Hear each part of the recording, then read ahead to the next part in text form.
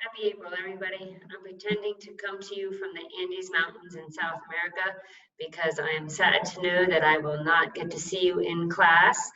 But so here we are to make the best of it.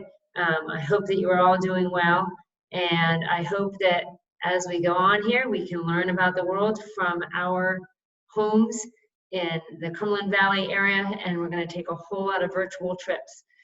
This week, we are going to learn about how your life would be different if you lived in the Andes Mountains. And I do have a picture in the back of where you might be in the Andes, but we are going to learn that your elevation makes all the difference in the world. So we're going to learn about different altitudinal zones, or how high up you are. And they have some Spanish names for those different altitudinal zones that I'd like you to learn about. And more importantly, I'd like you to see what it's like in each of those areas and how your life would change. So today, as you start for your geography for the week, I'd like to show you what things look like and what you're going to do for this week for me. I would love when you get into this week 2, you will see there will be a place where this video is. But this week, I'd like you to definitely go in order, write down the row of things that you need to do. So you'll see a video at the top.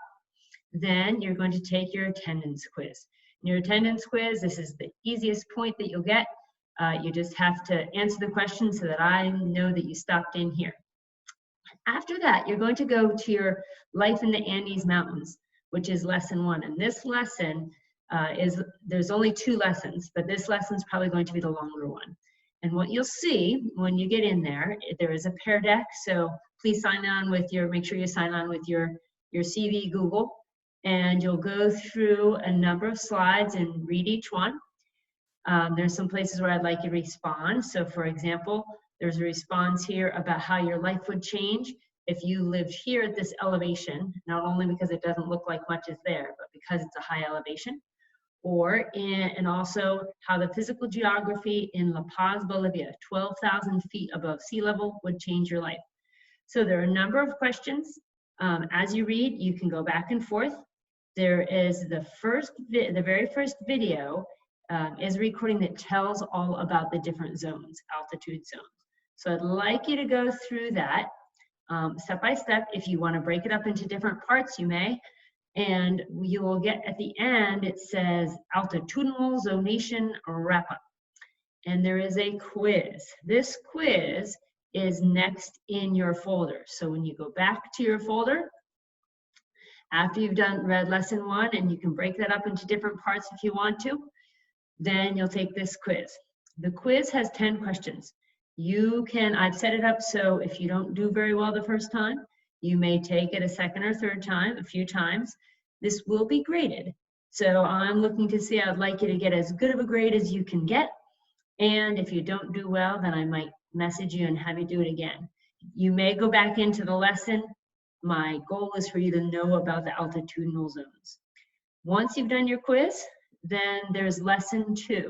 And lesson 2 has more specific things about life in the Andes, such as these very cool animals called vicuñas, a very famous archaeological site called Machu Picchu.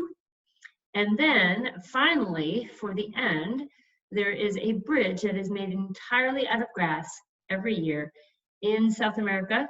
High up in the Andes, there are no resources to build bridges such as trees, so they've made it out of grass.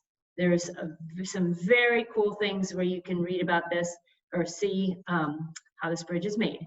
So when you're all done, your assignment is not to build a grass bridge in your family's house, but I'd love for you to learn about this.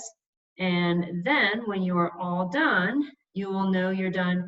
Schoology will tell me that you have done your attendance, you have taken your quiz, and then I can see too that you have looked in each of these folders and answered questions where you needed to.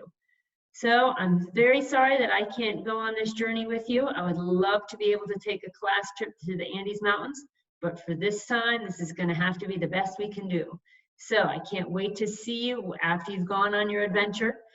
If you have questions, you can always check in with me Monday through Friday from 9 to 10 o'clock. I'll be waiting for you.